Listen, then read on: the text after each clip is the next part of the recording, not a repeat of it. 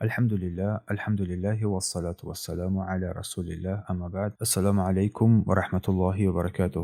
برادران و خواهران گرامی قدر، امروز با فضل و کرم الله سبحانه و تعالی با همراهی شمایان نیز از این سلسله درس‌های مبارک که ما امروز صحبت می‌نماییم رمضان، از رساله های رمضانی، پیشگیری و درمان. موضوع ما پیشگیری و درمان است. پس ای برادر روزه‌دارم و ای خواهر روزه‌دارم، فایده های روزه که ما امروزها روزه داشته شدیم نه تنها از جهت روحانی، از جهت نفسانی است، بلکه منفعت های بیشتر و گوناگون و زیبایی رو برای ما و شما فراهم می‌آورد. نفس های ما رو تربیت می‌نماید به یک روحیه‌ای که ما با واسطه این خوشحالی و خوشبختی رو به دست می‌آوریم. فایده های زیاد سلامتی رو در جسم ما و شمایان داخل می‌گرداند این روزه‌ای که الله برای ما فرض کرده است. به واسطه این روزه‌ای که الله برای ما فرض کرده است از بسیاری بیماری‌ها انسان درمان می‌یابد. اگر ما به عنوان یکم مثال بگیریم، اگر انسان بیماری‌های در روده داشته باشد، بیماری‌های دل، دیابت قند، بلند شدن فشار خون، حتی التهاب‌های بوغم‌ها یا که فربه بودن، فربهی، التهاب گرده و دیگر بیماری‌ها، بر همه اینها عموماً این روزه‌ای که تو می‌داری به خاطر الله سبحانه و تعالی قصدی بگم از بین بردن این بیماری‌ها رو نداری، ولی که به خاطر الله روزه می‌داری، ولی که انا همین روزه داشتن تو تمام انا همین بیماری‌ها رو سبب می‌گردد که کم بینماید یا که آنها رو شفا بدهد یا که تو رو روحی تو رو با پروردگار پیوست نماید. پس این است اساس که انسان نه تنها فریضه الهی رو بلکه برای خود یک آرامش رو هم پیدا می‌کند، از این بیماری‌ها خلاصی می‌یابد. و همچنین فایده‌های دیگری اگر ما این ماه روزه رو بگیریم برادران گرامی، این آرامش معده، کسانی که درد معده دارن میفهمن که چگونه مشکلی هست. پس آرامی معده، دستگاه داخلی هاضمه انسان فعالیت کاریش خوب می‌گردد و کم کردن فربهی و روغنی‌های زیادی که در بدن انسان طول انسان جمع شده است آنها را دور می‌سازد و همچنین از بین بردن سری یعنی پرخوری، این پرخوری رو کم می‌کند و همچنین سستی و تنبلی رو از بین می‌برد و پاک ساختن آن زهر غذاهایی که ما در طول سال استعمال می‌کردیم آنها را از عضوها جدا می‌کند. آن زهر و غذاهایی که بر بدن ما ضرر آور است آنها را دور می‌سازد که جمع آور شده بودند در بدن ما شما. البته که این نقطه ها را من ذکر می‌نمایم، منظور اساسی انسان نه اینکه روزه داشتن به خاطر این اصلاحات این نفسانی جسمانی انسان باشد، بلکه تربیت روح است. لعلکم تتقون در سوره گذشته را که ما بیان کرده بودیم باشد که شما از جمله پرهیزگاران قرار بگیرید.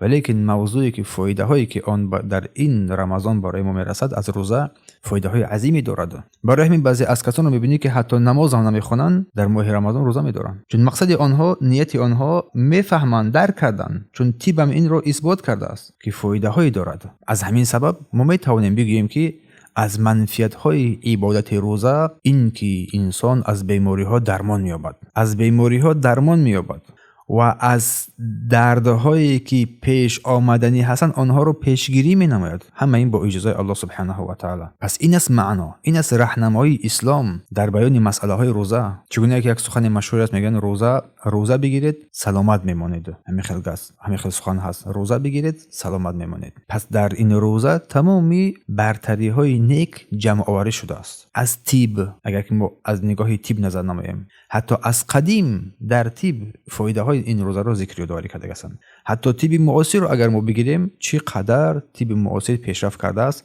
و چقدر منفعت هایی که اصلا بر ما پوشیده برای ما ذکر یادآوری می‌نمایند. این روزه میان سلامتی جسم و فعالیت روح هم پیوندی رو می‌آورد. به این معنی است که انسان باید عبادت رو، این عبادت روزه رو که فریضه الهی است، این رو که الله در این دین حنیف برای این امت قرار داد، برای بر امتون پیشین فرض بود، این رو به نیکوترین حال روزه بدارد. برای همین آنچه که ما امروزها به صورت‌های گوناگون از ضیافت‌ها در افطار کنی یا که در سحرخوری می‌بینیم باید اینها در این ماه مبارک کم کرده شوند. وقتی که به این ضیافت‌های زیاد ما در خاندان خود می‌بینیم، اولا شکر و سپاس الله سبحانه و تعالی را گفتن را فراموش نکنیم.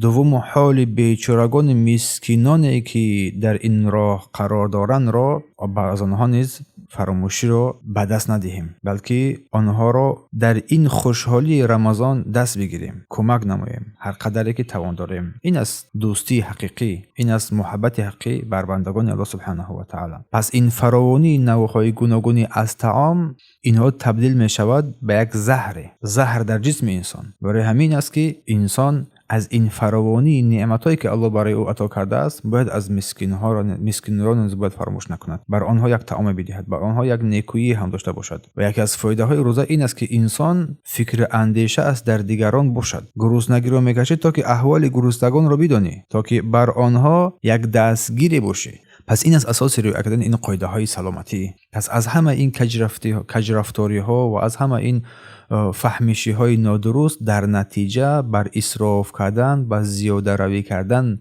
این بنده را میرسند و این انسان در آخر از رحمت الله دور بودن را حس میکند، چون بجز تربیت نفس خود هیچ چیزی را دیگر پیش فکر نمیکند. برای همین الله هنگامی که برای انسان نعمت داد باید شکر این نعمت ها را، سپاس این نعمت ها را بجا بیارد، نه اینکه کفران این نعمت ها نماید، بلکه شکر و سپاسگزاری این نعمت ها را بجا بیارد بر اعمال خیری که بر او در این ماه واجب است. پس بهترین راه در این ماه مبارک نه تنها از خوردن و نوشیدن خود را بازداشتن بوده است، بلکه این نعمتی که الله سبحانه و تعالی بر تو عطا کرده است این را بدون اسراف استفاده کردن و فقیران مسکینان را نیز فراموش نکردن. بارک الله فیکم. چون در حدیثی که از رسول الله صلی الله علیه و سلم روایت شده است که فرمودن که برای فرزند آدم هیچ ظرف بدتر از شکمش پر نمی‌شود یا که پر نشده است، و فرمودن که چند لقمه برای طعام، چند لقمه برای شراب، سیاق آن برای طعام، سیاق آن برای شراب و سیاق آن برای نفس خشی قرار بدهد. در روایت ترمذی و نسائی و ابن ماجه است. و همچنین سخن امیرالمومنین عمر بن خطاب رضی الله عنه است. گفتن و ایاکم و بطن، از سری از پرخوری گفتن بر حذر باشید،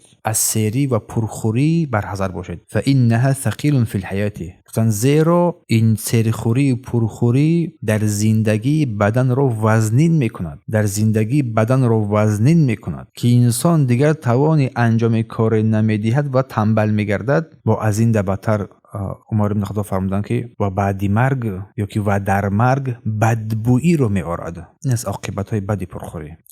پس ای برادران و خواهران گرامی قدر و روزدارم، باید این روزها را ما به نیکویی سپری نماییم. بر همه ما لازم است که این روزها را نه تنها روزهای خوردنها و نوشیدنیها، بلکه فکر و اندیشه ما از این باید بالاتر باشد. اقتصاد میانه روی در خوردن و نوشیدن عادت کنیم تا بعد رمضان با همین عادت باز پیشرفتی ها کنیم. دقت ما به صفت باشد، صفت عبادت، نه مقدار آن در نزد الله سبحانه و تعالی مهم نیست، بلکه آن صفت عادتی که تو داری، عبادتی که تو داری آن است قبول می شود. برای همین الله سبحانه و تعالی فرمود که ما شما را ابتلا و امتحان میکنیم تا کدامی از شما بهترین عمل را انجام میدهید، نه گفت زیادترین عمل را، بهترین عمل را انجام میدهید. برای همین این نقطه را باید ما زیر نظارت قرار بدهیم. پس بهترین خوراک این چند لقمه است، چون که رسول الله گفتن بهترین خوراک این چند لقمه است که میان انسان را راست نماید، میان انسان راست شود. گفتن صلی الله علیه و سلم همون قدر طعامی را بخوره که میان انسان راست شود، برای انسان بسنده است. دیگر بدن را در حالت سالم نگاه بدارد، بدن را فعال بگرداند، بدن را تندرست نگاه بدارد، بدون درد و الم، بدون آزارهای. اما بسیار خوردن این بر بدن وزنی، درد و الم و شکنجه میآورد. هر کسی که بسیار خورده است این را حس می‌نماید. در افطار کم بسیار بخور، البته در نماز تراویح تنبل میشوی، خوشت نمیآید یا که دشواری در نماز تراویح برای قرار میگیرد. الله سبحانه و تعالی بر ما و شما در آن رزقی که برای ما عطا کرده است در آن برکت و عطا فرماید و از غذا آن نوشاکیایی که برای ما عطا کرده است توفیق بدهید که آن را با معیار مقرر شده استعمال و استفاده بریم و از بیچارگان مسکین و فقیران هم فراموشی را هم نکنیم. بارک الله فیکم.